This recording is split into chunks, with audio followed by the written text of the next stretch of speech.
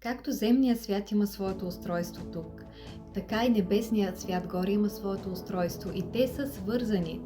Ако все едно дърпаш тук в земния свят едно въже и то веднага това рефлектира горе в небесния свят. Или както се казва в Матей, ние каквото вържем тук на земята, връзваме и на небето. Каквото отвържем, отвързваме и на небето.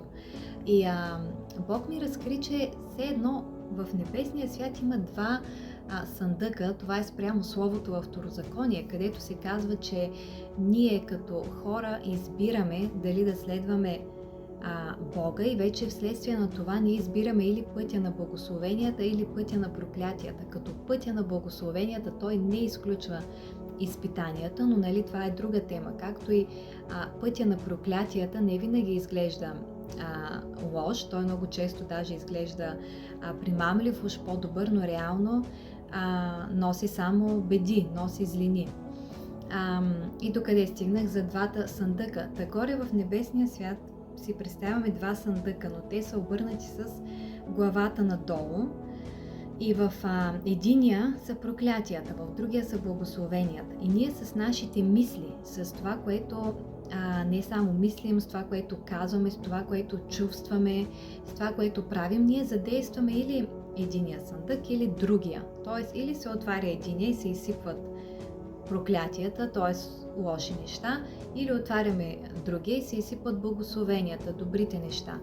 Като благословенията тук не винаги говорим за материални. Да, и такива, но най-вече говорим и за тия, които се случват вътре в нас самите, тия неща, които се променят вътре в нас, битките, които преминаваме, през които през цялото време Бог е с нас и ни напътства, как да действаме, как да израстваме като хора, като характери.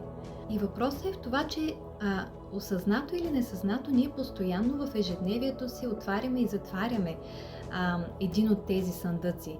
И дори понякога ние правим добри неща или дори понякога говорим добри неща, но ако зад всичко това не е скрито наистина добро сърце и любов, а е просто привидно направено, то това действа като още по-голямо проклятие. Святия Дух знае какви сме ние хората. Ние не може да скрием от Святия Дух. Ние можем да заблудим хората, но никога не може да заблудим Святия Дух, защото Той издирва нашите сърца, знаем, стига до най-дълбоките места. Той ни познава съвършено.